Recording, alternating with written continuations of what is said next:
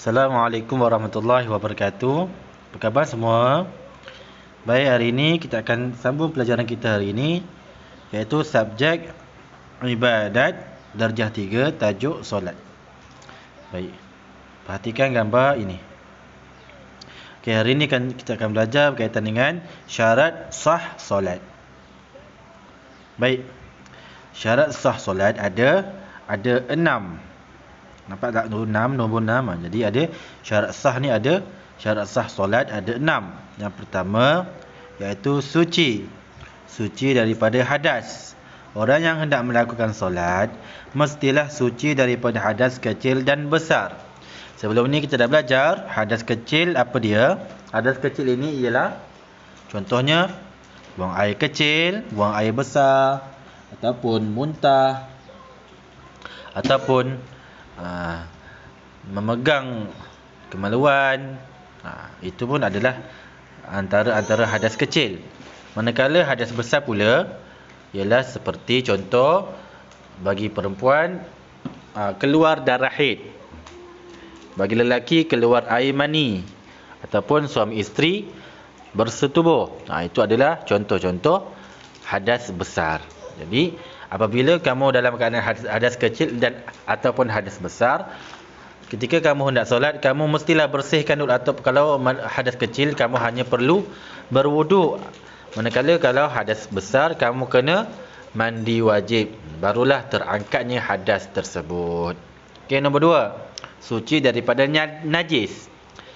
Tiada najis pada badan, pakaian dan tempat tinggal. Jadi apabila kamu hendak solat, kamu mestilah dalam keadaan yang bersih, terhindar ataupun terpelihara daripada najis-najis. Contohnya najis-najis, kalau awak beli kucing ke, ada air tai kucing dekat baju awak ke, ataupun najis-najis, contohnya kalau awak ada adik baby kecil, ada tai baby adik awak, jadi kat situ pun dikira najis. Jadi awak pakaian tersebut tak boleh buat sembahyang. Okey, jadi kalau nak sembahyang pastikan bersih. Kalau nak bersihkan macam mana? Ingat dulu cara nak bersihkan najis macam mana? Mestilah ada 3 perkara, iaitu bau, warna dan rasa. 3 perkara ni kalau bersih semua tak ada, jadi yakinlah bahawa najis itu adalah tempat yang terkena najis tersebut dalam keadaan yang bersih. Apabila awak tengok warna dia dah hilang, bau dah tak ada bau, dan juga awak rasa tak ada macam rasa-rasa najis, jadi yakinilah bahawa ia dah adalah bersih. Okey, itu cara dia. Yang ketiga, menutup aurat. Apabila kamu hendak solat, kamu hendaklah menutup aurat. Aurat bagi lelaki pusat hingga lutut, bukan pusat dan lutut, tetapi pusat hingga lutut. Daripada pusat tutup sampai lutut awak. Itu bagi lelaki. Aurat bagi perempuan pula seluruh tubuh badan melainkan muka dan 2 pergelangan tangan hingga hujung jarinya. Itu adalah aurat perempuan.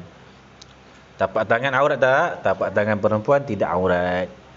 Jadi aurat hanya perempuan yang bukan aurat hanyalah muka awak dan juga pergelangan tangan, itu adalah bukan aurat. Jadi kalau lelaki hanya pusat hingga ke lutut, itu adalah aurat bagi lelaki. Boleh faham? Okey. Seterusnya, sebab itulah kalau perempuan mestilah pakai telekung. Lelaki ni kalau pakai contohnya dia pakai kain pelikat dan juga singlet, tak ada masalah, boleh. Tapi seeloknya apabila kita nak sembahyang mestilah dalam keadaan yang cantik, bersih dan wangi. Macam itulah baru kita nak solat, barulah kita solat boleh dalam keadaan khusyuk.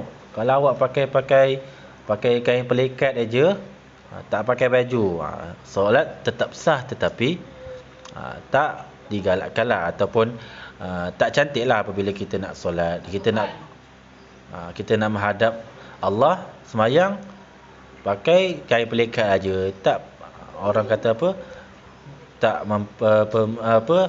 tidak cantiklah pakaian awak tu. Jadi seeloknya mestilah berpakaian kemas.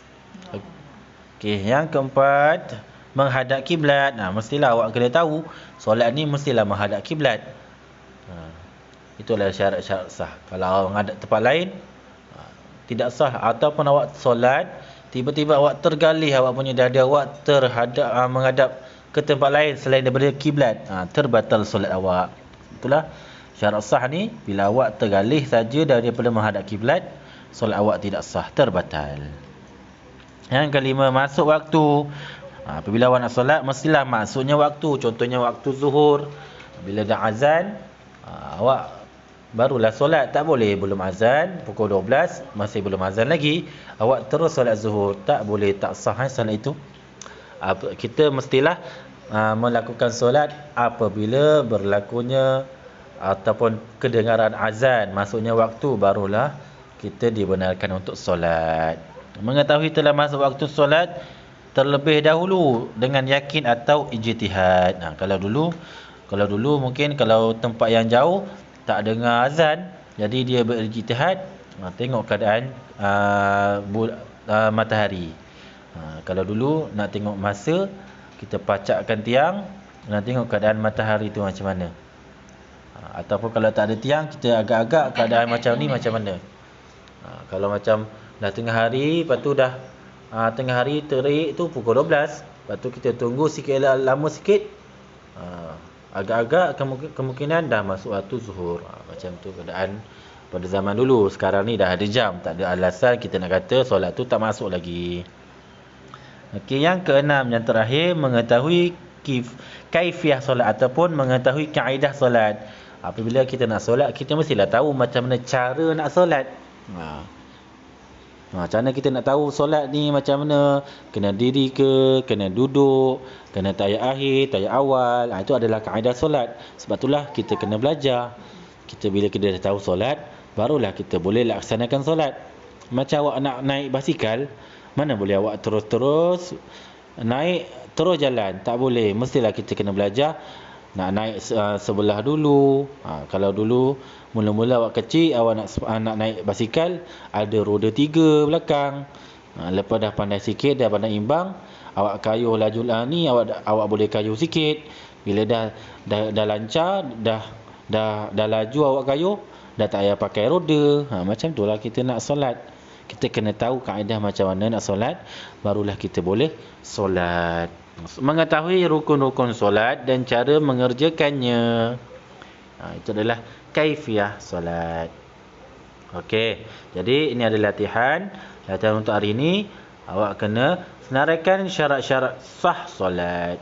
Nanti buat dalam buku tulis ibadat. Itu saja untuk hari ini.